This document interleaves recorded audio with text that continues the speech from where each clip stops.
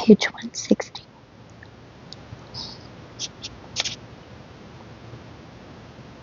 As the folk saying goes, if you speak for the wolf, speak against him as well. Where did this wolf tribe appear from among our people?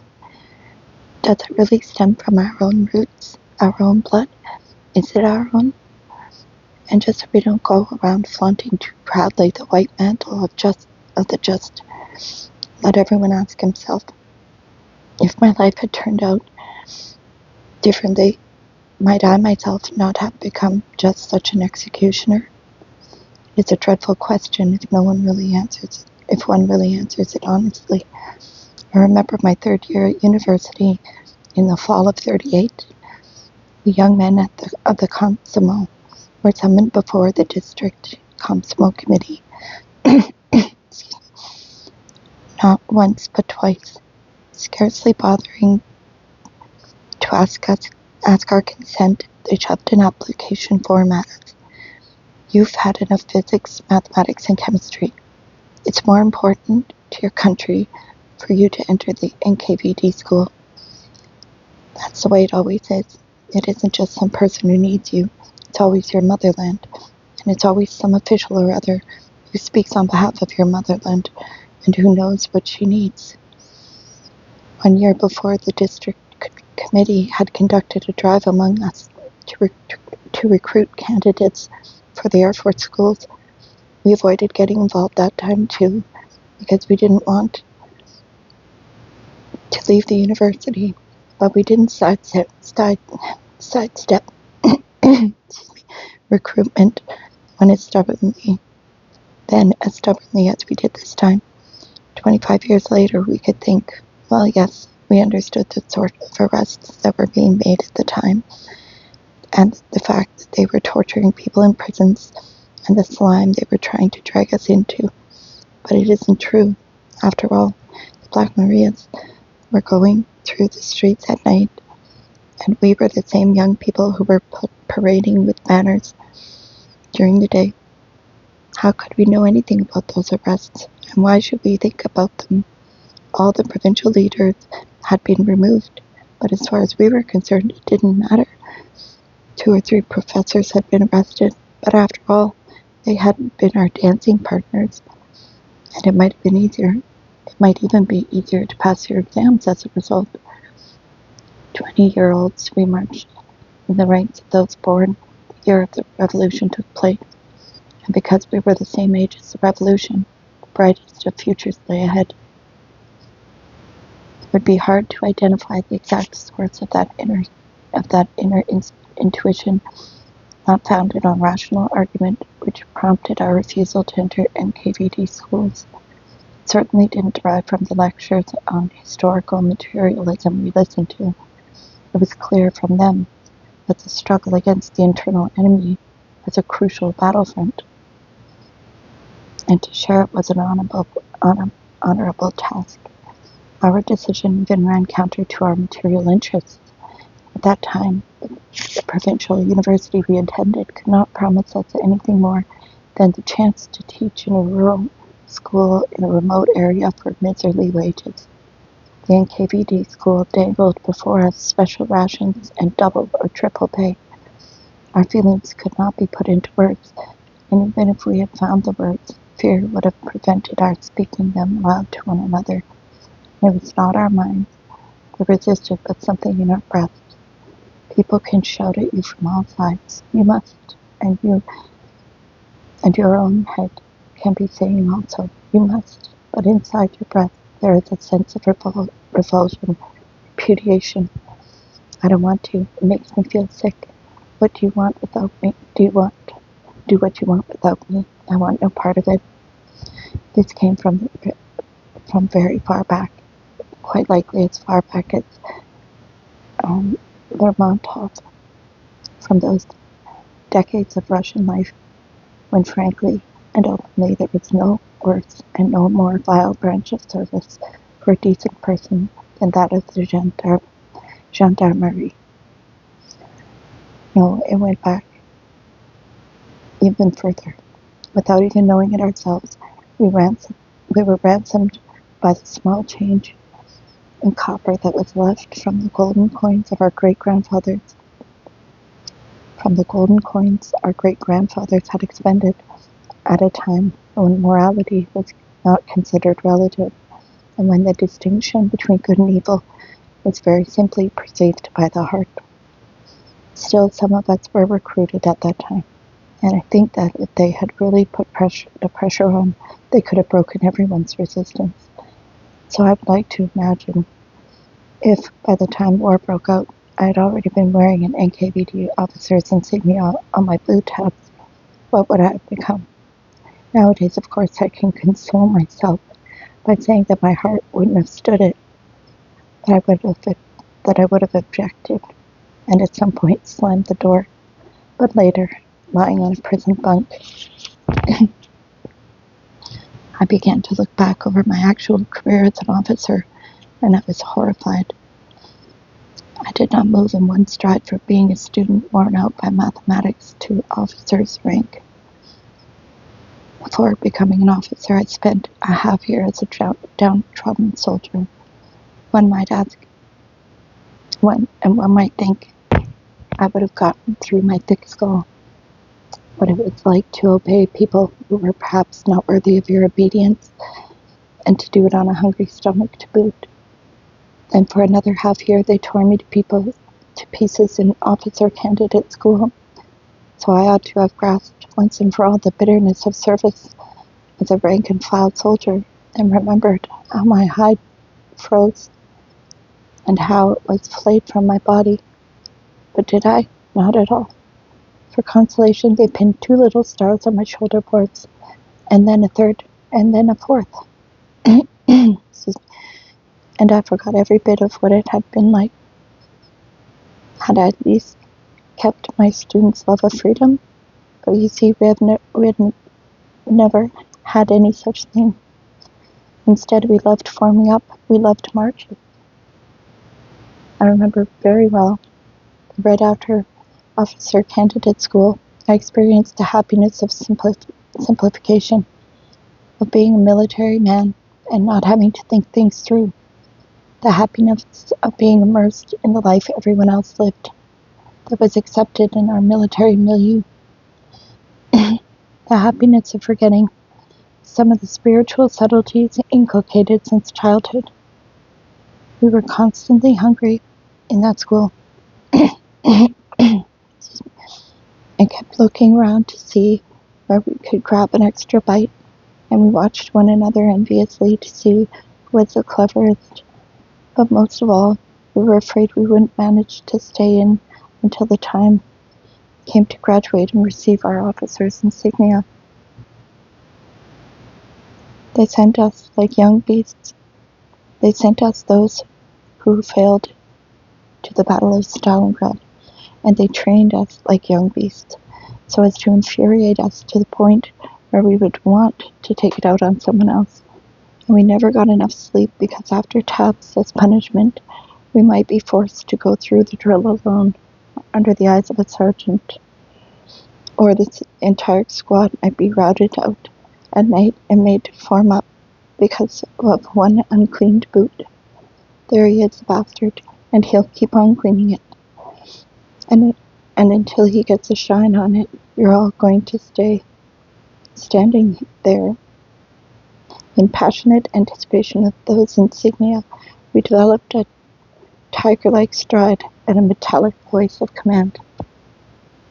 And the officer's stars were fashioned on our tabs, and only 1 month later, forming up my battery in the rear, I ordered a careless soldier named Berbenyev to march up and down after tabs under the eyes of my insubordinate Sergeant Metlin. And you know, I had forgotten all about it until now. I honestly forgot about it for years. Only now, seated in the front of this sheet of paper, have I remembered. Some elderly colonel, who was an inspector, happened to be there. He called me in and put me to shame. And after this, I left the university, tried to justify my actions. My action on the ground that it was what we had been taught in school, So in other words, I meant, what humane views can there be, given the fact that we are in the army, and more so in the organs? Pride grows in the human heart like lard on a pig. I tossed out the orders to my subordinates, but I would not allow them to question, convinced that no orders could be wiser. Even at the front, where one might have thought that the made equals of us all, my power soon convinced me that I was a superior human being. Seated there, I heard them out as they stood at attention. I interrupted them. I issued commands. I addressed fathers and grandfathers with the familiar downgrading form of address, while they of course addressed me formally. I sent them out to repair wires under shell fire, so that my superiors could not reproach me. Andreashin died that way. I ate my officer's ration of butter with rolls, without giving the thought as to why I had a right to it, and why the rank-and-file soldiers did not. I, of course, had a personal servant assigned to me, in polite terms an orderly, whom I badgered one way or another, and ordered to look after my person and prepare my meals separately from the soldiers. After all, the Lubyanka interrogators don't have orderlies. That's one thing you can't say about them. I forced my soldiers to put their backs into it and dig me a special dugout in every new bivouac, and to haul the heaviest beams to support it, so that I should be as comfortable and safe as possible. And wait a minute, yes, my battery always had a guardhouse too. What kind of guardhouse could there be in the woods? It was a pit, of course, although a better one than those at the Gulag division camps, which I have described, because it had a roof, and the men confined got a soldier's ration. Bluecaps was imprisoned there for losing his horse, and Popkov for maltreating his carbine. Yes, just a moment. I can remember more. They sewed me a map. Case out of German hide, not a human, but from a car seat. But I didn't have a strap for it, and I was unhappy about that. Then all of a sudden, they saw some partisan commissar from the local district party committee wearing just the right kind of strap, and they took it away from him. We are the army. We have seniority. Remember Senchenko, security officer, who stole a map case and a dispatch case?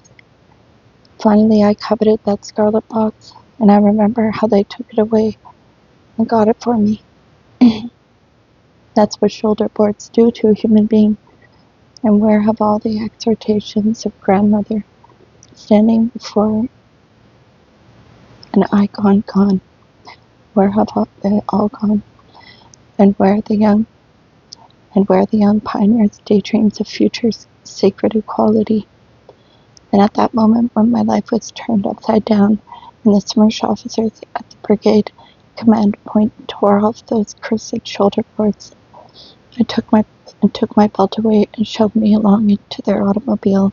I was pierced to the quick by worrying how, in my stripped and sorry state, I was going to make my way through the telephone operator's room. Excuse me. The rank and file must not see me in that condition.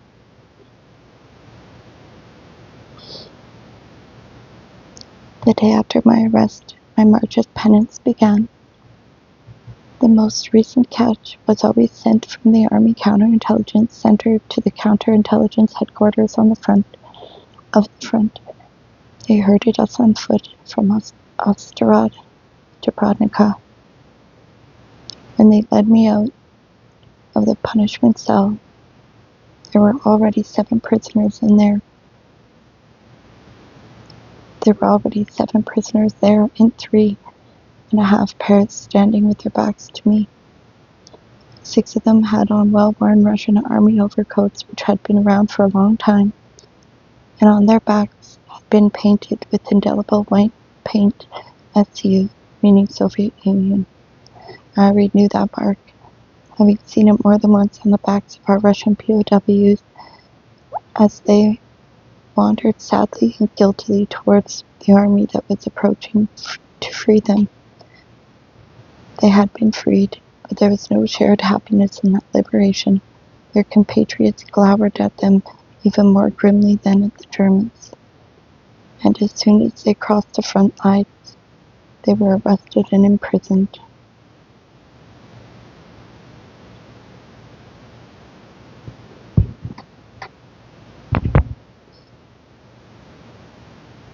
The seventh prisoner was a German civilian in a black three-piece suit, black overcoat, and a black hat. He was over 50, tall, well-groomed, and his white face had been nurtured on gentleman's food. I completed the fourth pair, and the Tatar sergeant, chief of the convoy, gestured to me to pick up my sealed suitcase, which stood off to one side. It contained my officer's equipment, as well as all the papers which had been seized as evidence when I was arrested. What did he mean, carry my suitcase? He, a sergeant, wanted me, an officer, to pick up my suitcase and carry it, a large, heavy object, despite the new regulations, while beside me 6 men from the ranks would be marching empty-handed, and one representative of a conquered nation. I did not express this whole complex set of ideas to the sergeant. I merely said, "I am an officer. Let the German carry it." None of the prisoners turned around at my words. Turning around was forbidden. Only my mate in the fourth pair, and also an SU, looked at me in astonishment. When he had been captured, our army wasn't like that yet. But the sergeant from counterintelligence was not surprised. Even though I was not, of course, an officer in his eyes, still his indoctrination and mine coincided. He summoned the innocent German and ordered him to carry the suitcase. It was just as well that the latter had not understood our conversation. The rest of us had put our hands behind our backs. The former POWs did not have even one bag among them. They left the motherland with empty hands, and that is exactly how they returned to Earth. So our column marched off, 4 pairs in a file. We did not converse with our convoy, and it was absolutely forbidden to talk amongst ourselves, whether on the march, during the halt, or at overnight stops. The accused prisoners were required to remove, as though separated by invisible partitions, as though suffocated, each in his own solitary confinement cell. To move, not remove. The early spring weather was changeable. At times a thin mist hung in the air, and even on the firm highway the liquid mud squelched dismally beneath our boots. At times the heavens cleared, and the soft yellow sun, still uncertain of its talent, warmed the already thawing hillocks, and showed us with perfect clarity the world we were about to leave. At times the hospital squall threw to the attack and tore from the black clouds a snow that was not really even white, which beat icily on faces and backs and feet, soaking through our overcoats and our footcloths. 6 backs ahead of me, 6 constant backs. There was more than enough time to examine and re-examine the crooked, hideous brown SU and the shiny black cloth of the German's back. On the German's back, there was more than enough time to reconsider my former life and to comprehend my present one, but I couldn't. I had been smashed on the head with an oak club, but I still didn't comprehend. I still didn't. 6 backs. There was neither approval nor condemnation in their swing. The German soon tired. He shifted the suitcase from hand to hand, grabbed at his heart, made signs to the convoy that he couldn't carry it any further. At that point, his neighbor of the pair, a POW who only a little while before had experienced God knows what in German captivity, but perhaps mercy too, took the suitcase of his own free will and carried it. After that, the other POWs carried it in turn, also without being ordered. And then the German again. all but me, and no one said a word to me. At one point, we met a long string of empty carts. The drivers studied us with interest, and some of them jumped up to full height on the tops of the cart and stared. I understood very quickly that their stares and their malice were directed toward me. I was very sharply set off from the others. My coat was new, long, cut to my figure snugly. My tabs had not yet been torn off, and in the filtered sunlight my buttons had also not cut off, burned with the glitter of cheap gold. It was easy to see I was an officer, with a look of newness, too, and newly taken into custody. Perhaps this very fall from the heights stimulated them and gave them pleasure, suggesting some gleam of justice. But more likely they could not get it into their heads, stuffed with political indoctrination, that one of their own company commanders could be arrested in this way, and they all decided unanimously I had come from the other side. Aha, the Vlasov bastard got caught. Did he? Shoot the rat.